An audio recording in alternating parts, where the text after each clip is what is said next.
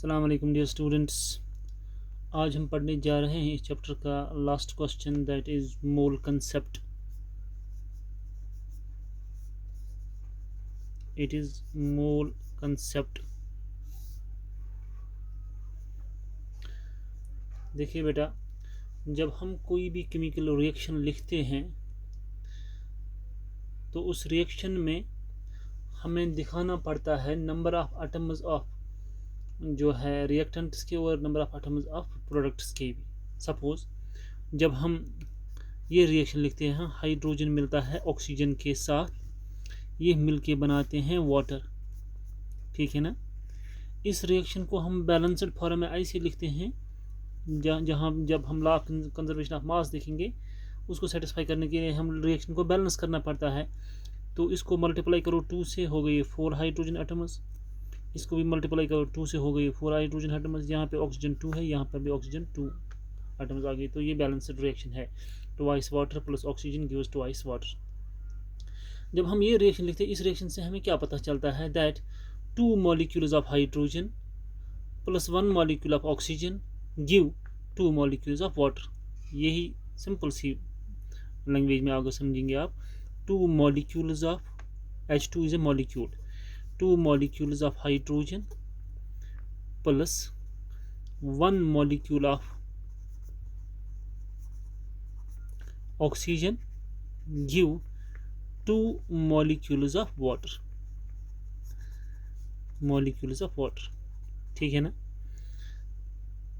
इसको हम ऐसे भी लिखते हैं, जैसे यहाँ पर आप 2 मॉलिक्यूल्स ऑफ हाइड्रोजन है। एक हाइड्रोजन मॉलिक्यूल का एटॉमिक मास है 2 यूनिट्स।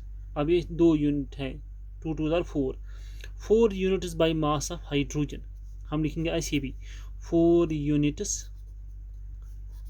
ये 2 2 आर 4, हाइड्रोजन का एक एटॉमिक मास यूनिट होता है, वैसे भी आप कर सकते हैं 4 units by mass of hydrogen, by mass of hydrogen plus एक ऑक्सीजन का 32 है, 32 plus 32 is 16 plus 16 is 32, that is 32 units by mass of oxygen to give.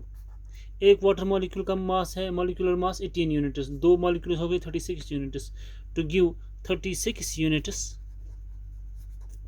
Bye mass of water, right, ठीक है ना। तो इससे ये पता चलता है, जब हम कोई केमिकल रिएक्शन लिखते हैं, the quantity of the substance it can be characterized by its mass और द नंबर ऑफ मॉलिक्यूल्स, ठीक है ना। So the quantity of a substance, so the quantity of a substance can be characterized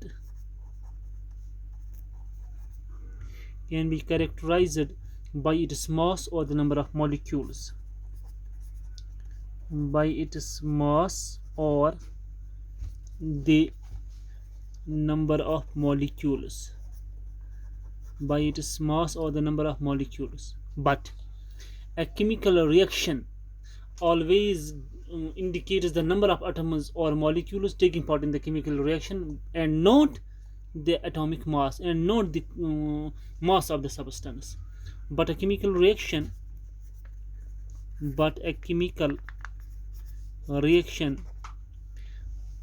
directly indicates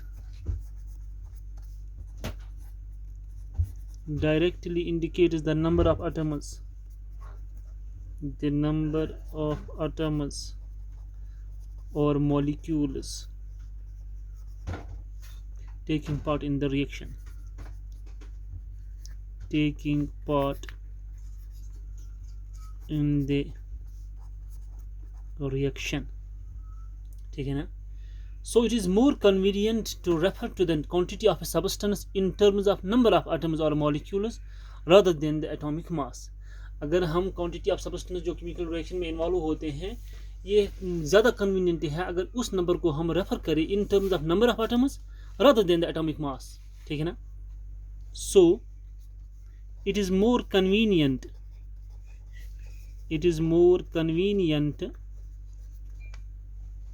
to refer to the quantity of a substance, to refer to the quantity of a substance in terms of number of atoms or molecules rather than atomic mass, rather than atomic mass. So a new unit was introduced which was called the mole. So a new unit called mole was introduced, through which we could refer to the number of atoms of different substances that take part in the chemical reaction. ठीक है ना। अब हम पहले देखेंगे इस मोल की definition क्या है। देखिए, 1 मोल of any substance of any species, chemical species हमारे पास या तो एटम होगा या मॉलिक्यूल होगा या आयन होगा, ठीक है ना। एटम या मॉलिक्यूल किसी सब्सटेंस का या ion. So 1 mole of any substance, 1 mole of any species, whether it is an atom or molecule or ion, is that quantity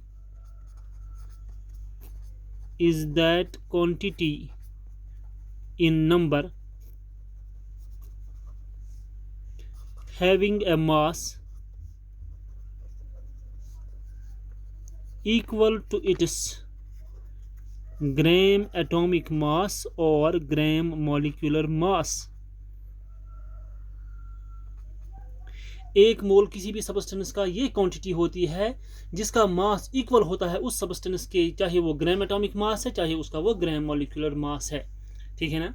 अब देखिए आप यहाँ जो एक मोल सबस्टेंस का होता है उसमें कितने पार्टिकल्स होते हैं, कितने एटम्स मॉलिक्यूल्स आयन्स होते हैं, वो एक फिक्स्ड नंबर है, ठीक है ना।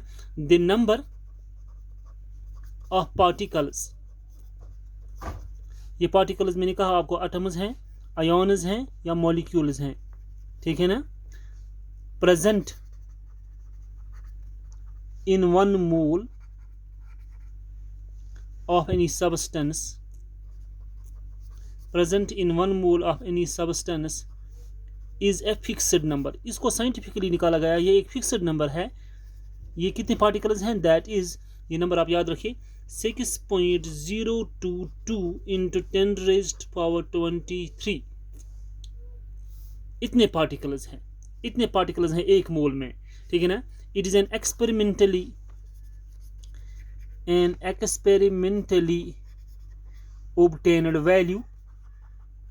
obtained value, इसको कॉल कहते हैं आप, called, this number is called as Avogadro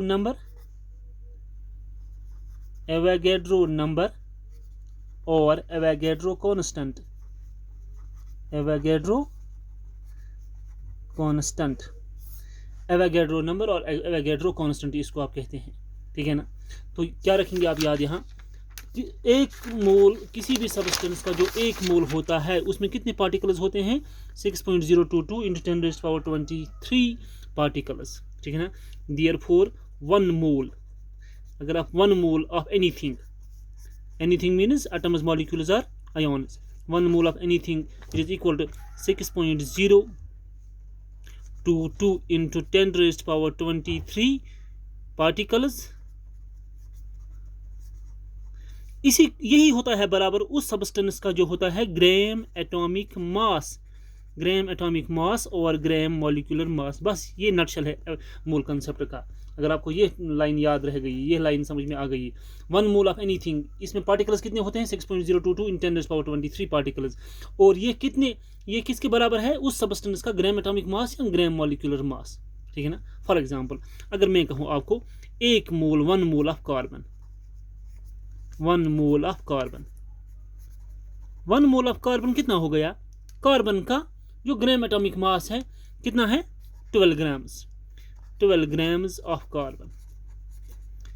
जब 12 ग्राम आप कार्बन के लेंगे वो 1 मोल हो गया कार्बन का। और उसमें कितने कार्बन एटम्स हैं?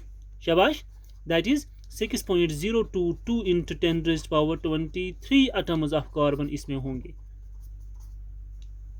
ठीक है ना। इसी तरह आप लीजिए 1 mole of hydrogen, 1 mole of hydrogen, ये कितना हो गया? हाइड्रोजन का एटॉमिक मास क्या है? 1 यूनिट, मीन्स मॉलिक्यूलर मास बन गया, एटॉमिक मास बन गया इसका 1 ग्राम। 1 ग्राम, 1 ग्राम ऑफ हाइड्रोजन। हाइड्रोजन का 1 ग्राम होता है 1 मोल, ठीक है ना। और इसमें कितने पार्टिकल्स होते? 6.022 इंटू 10⁻23 एटम्स ऑफ हाइड्रोजन इसमें होंगे, ठीक है ना। अब देखिए, अगर आप देखिए 1 मोल ऑफ वाटर, मॉलिक्यूल है ना वाटर, 1 मोल ऑफ वाटर, ठीक है ना। 1 मोल ऑफ वाटर जो है, ये वाटर का जो मॉलिक्यूलर मास है means 18 grams of water, 18 grams of water. 18 grams of water में कितने पार्टिकल्स होंगे?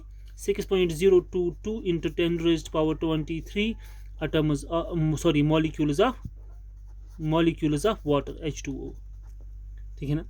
तो इन शॉर्ट अगर आप याद रखेंगे, 1 मोल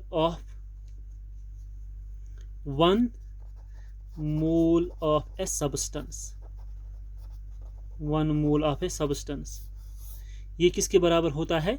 इस सब्सटेंस का ग्राम एटॉमिक मास और ग्राम मॉलिक्यूलर मास इसी सब्सटेंस का। और इसमें पार्टिकल्स कितने होंगे? 6.022 इंटू 10⁻23 पार्टिकल्स इसमें होंगे, ठीक है ना।